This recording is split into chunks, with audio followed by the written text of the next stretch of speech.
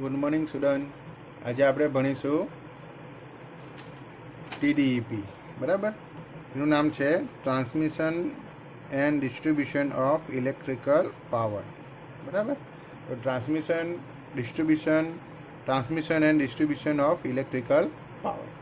બરાબર, તો એની અંદર આપણે યુનિટ નંબર ફર્સ્ટ ભણીશું ટ્રાન્સમિશન લાઇન કોમ્પોનેન્ટ્સ. બરાબર, તો એ આપણે યુનિટ નંબર ફર્સ્ટની અંદર એના માર્ક્સ છે 15 માર્ક્સ છે. બરાબર, જીટીયુની અંદર 15 માર્ક્સની અંદર પૂછાઈ જાય. તો યુનિટ નંબર 1 આપણે ભણીશું ટ્રાન્સમિશન લાઇન કોમ્પોનેન્ટ્સ. બરાબર, ટ્રાન્સમિશનની અંદર કયા કયા લાઇનની અંદર કયા કયા કોમ્પોનેન્ટ્સ આવે તેના વિશે આખું ચેપ્ટર ભણવાનું છે. તો તેની અંદર આપણે ફર્સ્ટ ઓફ ઓલ આપણે જોઈએ તો પાવર આપણે જોઈએ તો ટ્રાન્સમિશન સિસ્ટમની અંદર આપણે એની પોઝિશન આપણે લાઇન ડાયાગ્રામ આપણે જોવાનો છે. તો ક્વેશ્ચન તમને આ રીતના પૂછાય, explain, draw and explain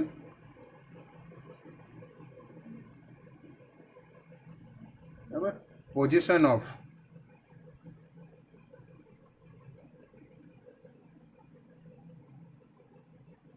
transmission system. બરાબર, તો ટ્રાન્સમિશન સિસ્ટમ બરાબર in power supply system, in power supply system. બરાબર, તો પાવર સપ્લાય સિસ્ટમની અંદર આપણે જે પોઝિશન આપણે ટ્રાન્સમિશન લાઇન છે, આ ટ્રાન્સમિશન લાઇન છે. બરાબર, તેની અંદર આપણે જોઈએ તો પાવર પોઝિશન આપણે જોઈએ તો એ કઈ રીતના હોય ટ્રાન્સમિશન સિસ્ટમની અંદર. આને શું કહેવાય? આખી ટ્રાન્સમિશન સિસ્ટમ કહેવાય. બરાબર, તો પાવર સપ્લાયથી માંડીને જે ટ્રાન્સમિશન લાઇન આવે તેની આ પોઝિશન છે આખી. તો તેની અંદર આપણે જોઈએ તો આપણે પાવર જનરેટ કરીએ છીએ. બરાબર, તો પાવર જનરેટ કરવા માટેના સ્ટેશનો આપણે ભણી ગયેલા હતા એ ઈપીજીની અંદર. તો તેની અંદર આપણે કયા કયા પાવર જનરેટિંગ સ્ટેશન હોય તો એની અંદર આપણે જોઈએ તો હાઇડ્રો પાવર સ્ટેશન હોય, ન્યુક્લિયર પાવર સ્ટેશન હોય, પછી વિન્ડ પાવર સ્ટેશન હોય, સોલાર પાવર સ્ટેશન હોય, પછી થર્મલ પાવર સ્ટેશન હોય. બરાબર, ડીઝલ આધારિત પણ પાવર સ્ટેશનો હોય. તો તેના વિશે આપણે ભણી ગયા છે. તો ત્યાં શું કરવામાં આવે છે? પાવરનો જનરેટ કરવામાં આવે છે. તો પાવર કેટલો જનરેટ થાય તો તેને કહેવાય એ જનરેટિંગ સ્ટેશન હોય. બરાબર, તો ત્યાંથી આપણે પાવર જનરેટ કરવાનો છે. તો ત્યાં શું મૂકેલા હોય? જનરેટર મૂકેલા હોય. બરાબર, અથવા તો ઓલ્ટરનેટર મૂકેલા હોય. તો એ જનરેટર અથવા તો ઓલ્ટરનેટર એ કેટલો કિલોવોટથી પાવર જનરેટ કરે એની અંદર તો આપણે જોઈએ તો એની અંદર 11 કેવી અથવા તો 15 કેવી સુધી. બરાબર, 11 કેવી ટુ 15 કેવી. 11 કેવી ટુ એટલે 11,000 કિલોવોટ.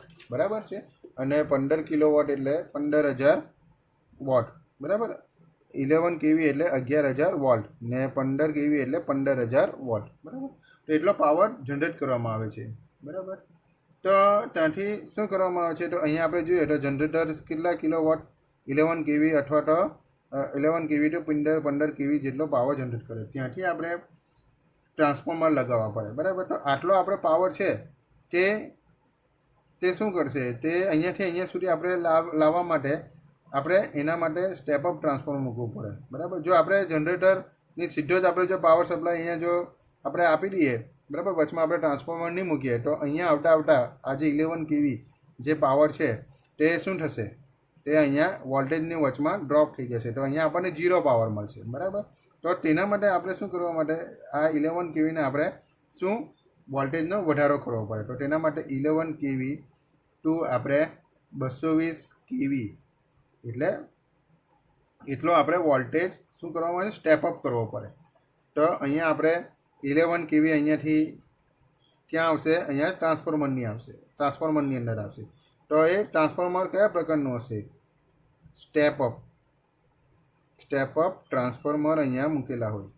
બરાબર, તો સ્ટેપ અપ ટ્રાન્સફોર્મર શું કરશે? વોલ્ટેજને વધારી દેશે. આપણને ખબર છે સ્ટેપ અપ અને સ્ટેપ ડાઉન બે પ્રકારના ટ્રાન્સફોર્મર આવે છે. સ્ટેપ અપ ટ્રાન્સફોર્મર શું કરશે? વોલ્ટેજને વધારે, અને સ્ટેપ ડાઉન ટ્રાન્સફોર્મર વોલ્ટેજને ઘટાડે. બરાબર, તો અહીંયા સ્ટેપ અપ પ્રકારનું ટ્રાન્સફોર્મર છે. તો એ 11 કેવીને 220 કેવીની અંદર અહીંયા પાવર અહીંયા આપણે જોઈએ તો વોલ્ટેજને વધારી દેશે, બરાબર. તો અહીંયા પહેલાં હતું 11 કેવી, તો અત્યારે અહીંયા આવી જશે 220 કેવી જેટલું, બરાબર. અહીંયા ટ્રાન્સમિશન લાઈન, બરાબર. તો આ જે આટલો ભાગ છે તેને શું કહેવામાં આવશે? અહીંયાથી અહીંયા સુધી, તો એ આપણું પ્રાઇમરી ટ્રાન્સમિશન કહેવામાં આવશે, બરાબર. તો આ છે પ્રાઇમરી ટ્રાન્સમિશન. જનરેટિંગ સ્ટેશન બધાને ખબર પડી ગઈ. આ છે જનરેટિંગ સ્ટેશન, તેમાં આપણે પાવરનું જનરેટ કરીએ 11 કેવી ટુ 15 કેવી. હવે પ્રાઇમરી ટ્રાન્સમિશન, તો આ પ્રાઇમરી ટ્રાન્સમિશન આ રીતના હોય. તો પ્રાઇમરી ટ્રાન્સમિશનની આપણે જોઈએ તો એની અંદર આપણે જોઈએ તો 132 કેવી આવે, બરાબર. અહીંયા મેં 220 કેવી લીધેલા છે. તો પ્રાઇમરી ટ્રાન્સમિશન 132 કેવીથી પણ થાય, પછી 220 કેવીથી પણ થાય. અત્યારે આપણે અહીંયા 220 લીધેલું છે, અથવા તો 400 કેવી પણ આપણે વોલ્ટેજને સ્ટેપ અપ કરીએ, બરાબર. અને 600 કેવીની જે લાઈન છે તે સિસ્ટમ ડેવલપ થયેલી છે, બરાબર. અને 700 કેવી ટુ 1000 કેવી એ અંડર ડિઝાઇન સ્ટેજની અંદર છે, બરાબર. એની અંદર સિંગલ સર્કિટ અને ડબલ સર્કિટ ઓવરહેડ ટ્રાન્સમિશન લાઇનનો ઉપયોગ કરવામાં આવે છે. એના વિશે આપણે ભણીશું, બરાબર. તો આ લાઈન છે તે અલગ અલગ પ્રકારના એરિયાની અંદર આ જાય છે, બરાબર. ડિપેન્ડિંગ અપોન ધ જે પાવરની રિક્વાયરમેન્ટ હોય તે પ્રમાણે, બરાબર. તો અહીંયાથી આપણે વોલ્ટેજને શું કરવામાં આવે છે? વધારવામાં આવે છે. એટલા માટે અહીંયા આપણે સ્ટેપઅપ ટ્રાન્સફોર્મર મૂક્યું. પછી આવે છે અહીંયા એક ટ્રાન્સફોર્મર બીજું મૂકવામાં આવે છે. તો અહીંયા આપણે કેટલો પાવર આવ્યો અત્યારે? વોલ્ટેજ આવ્યો 220 કેવી, બરાબર. અહીંયા આવ્યો, તો એને આપણે સ્ટેપ ડાઉન કરવો પડે, બરાબર. તો એના માટે અહીંયા આપણે એક ટ્રાન્સફોર્મર મૂકેલું હોય, તેનું નામ છે સ્ટેપ ડાઉન ટ્રાન્સફોર્મર, બરાબર. તો એ શું કરશે? 220 કેવી જે અત્યારે આવ્યો તેને 66 કેવીની અંદર શું કરશે? એ વોલ્ટેજને ઘટાડી દેશે, ડાઉન કરશે, બરાબર. કેમ કે આટલો હાઈ વોલ્ટેજ જો આપણે ડાયરેક્ટલી આપણે લઈએ તો શું કરે? આપણે ઇક્વિપમેન્ટને પણ બગાડી નાખે. તો એના માટે આપણે 220 કેવીનું 66 કેવીની અંદર શું કરવામાં આવે છે? એની અંદર સ્ટેપ ડાઉન કરવામાં આવે છે, બરાબર. પછી અહીંયા જે શું આવે છે? એક રિસીવિંગ સ્ટેશન હોય,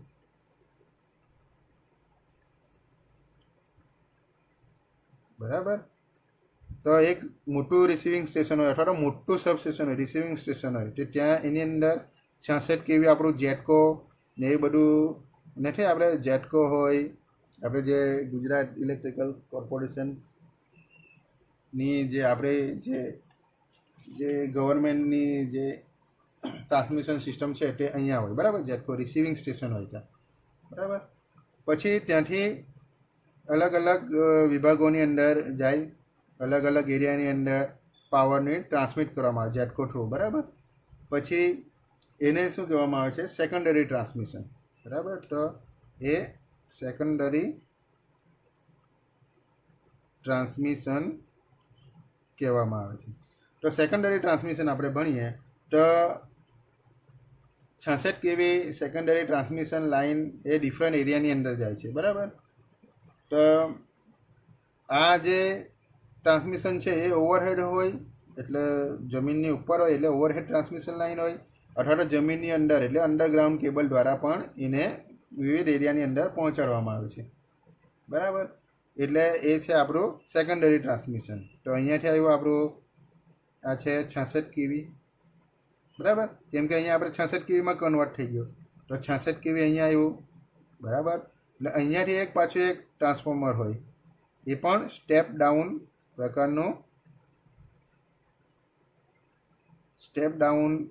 પ્રકારનું ટ્રાન્સફોર્મર અહીંયા પણ હોય છે, બરાબર.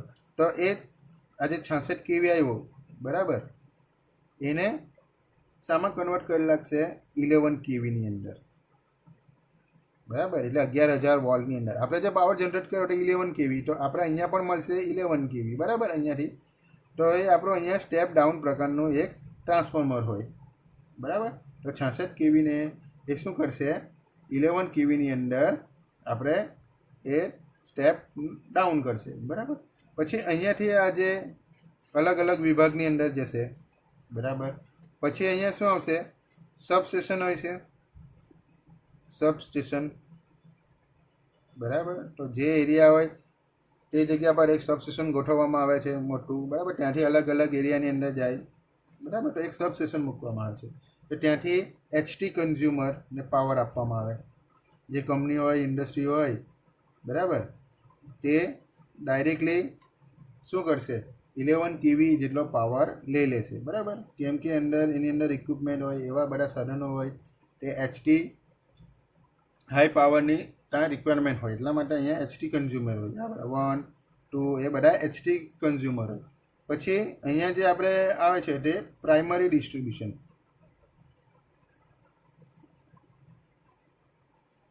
બરાબર. તો પ્રાઇમરી ડિસ્ટ્રીબ્યુશન શું છે, તો એના વિશે આપણે જોઈએ. પ્રાઇમરી ડિસ્ટ્રીબ્યુશન અથવા તો એને કહેવાય એચટી ડિસ્ટ્રીબ્યુશન, બરાબર. એચટી ડિસ્ટ્રીબ્યુશન તો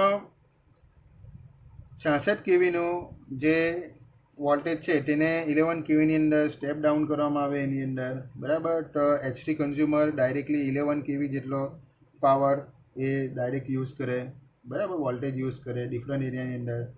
પછી આ પ્રાઇમરી, એને કહેવાય પ્રાઇમરી ડિસ્ટ્રીબ્યુશન. આ આખું, બરાબર. આ શું છે, પ્રાઇમરી ડિસ્ટ્રીબ્યુશન. અહીંયાથી અહીંયા, તો અહીંયા શું આવશે, 11 કેવી આવશે, કેમ કે એ જ પાવર અહીંયા જશે. આ બાજુ પણ 11 કેવી, આ બાજુ પણ 11, આ બાજુ 11, આ બાજુ 11. આ બધા એચટી કન્ઝ્યુમર છે. આ છે, અહીંયા છે, અહીંયા છે, ને આ પ્રાઇમરી, આ છે તે પ્રાઇમરી ડિસ્ટ્રીબ્યુશન છે. આ પ્રાઇમરી ટ્રાન્સમિશન આટલું, બરાબર.